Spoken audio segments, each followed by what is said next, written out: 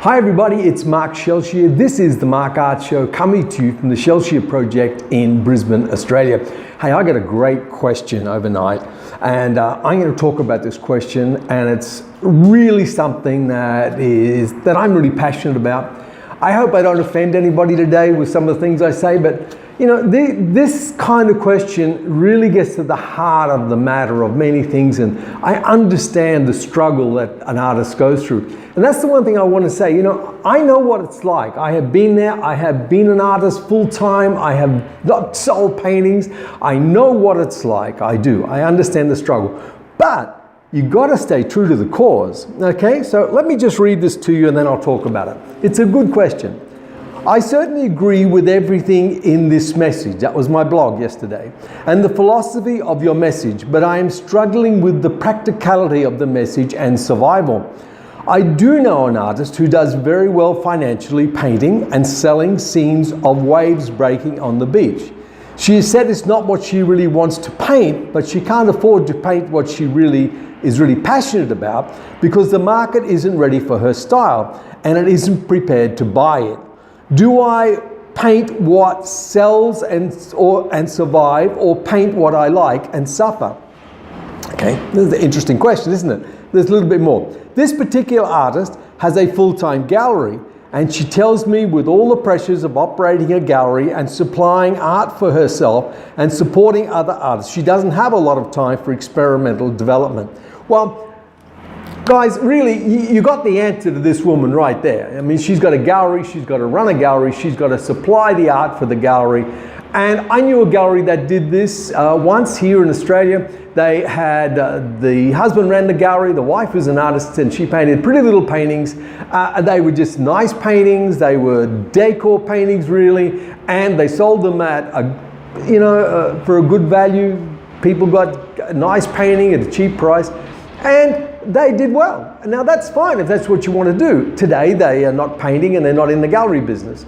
So this lady is painting because she particularly wants to sell the paintings and run her gallery. And fair enough, that's fine. But this is not what we call high art. This is just decor painting. Now if that offends people, I'm sorry. But these paintings are not going to be remembered. Now I'm sorry, but there is a struggle. If you want to be an artist and be known as an artist and build a name and a practice as an artist, then you're in for a struggle. That's just part of it. That's what happens. Because you know, her statement here that says she does down here because the market isn't ready for her style and isn't prepared to buy it. Well, my question would be, how would she know that if she's not putting it out in the market? You see, for all of us, our work is not ready for the market.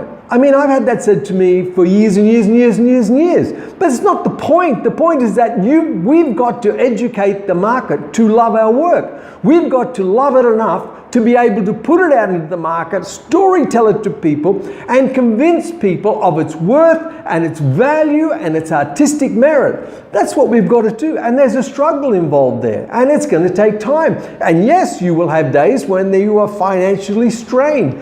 That's the problem of getting known. We all have been through it. It's not like this doesn't happen to 90% of artists. It does. Unless you've got someone to support you, unless you've got a spouse or a patron who will support you, then you are going to face the struggle. I face the struggle. And what do you do when you're in struggle time? You get out and get a job for a few weeks and you earn some money. You pay the bills. You find ways to do it. But I don't believe you can compromise your art.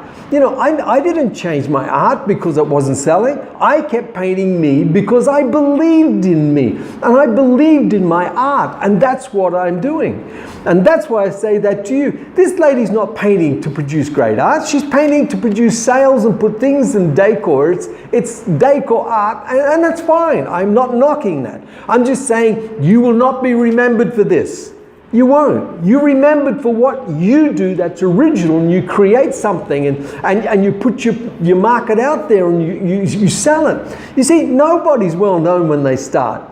You know, look at Gauguin and Van Gogh, as I talked about. I mean, they both died before their art was recognized. If they'd lived long enough, their art would have been recognized well, and they would have been millionaires, and they would have been famous, and they would have been like the Impressionists. But they didn't. They died, and that's the unfortunate part for them. You see, You've got to come to the point of saying in your heart, am I painting because I want to sell quickly and just get a market going?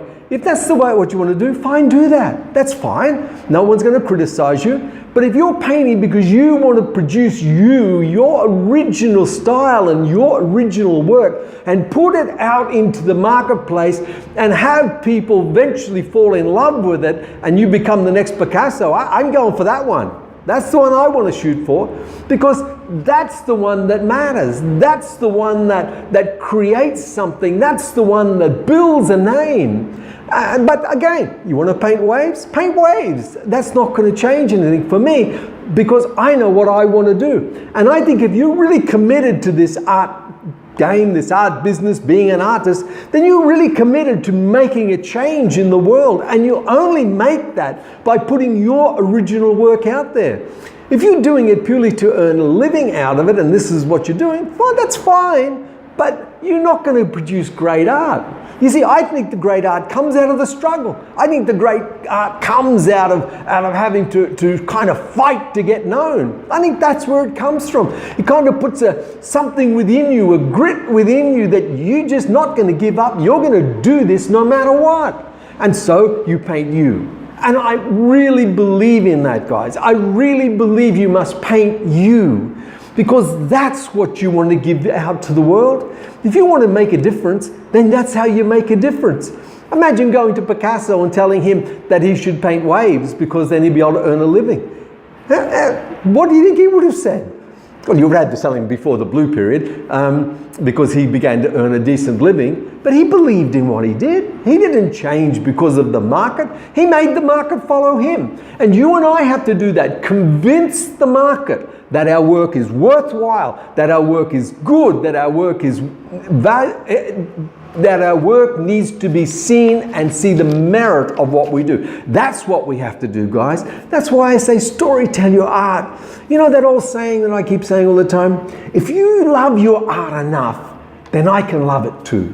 But if you don't love it and you're just doing it for whatever reasons that aren't the passion, then there's no passion in the art. So I really believe in all that I'm saying. I believe you need to do original work. You need to take the struggle as just part of the game, part of what you got to do. And if you have to go out and get a part-time job, get a part-time job. There's no shame in that. There's no shame. I never felt any shame in going out and getting a part-time job to help support my daughter. No shame whatsoever. It's just what you got to do. You got to do what you got to do sometimes, guys. But you don't compromise your art. No. You paint you always.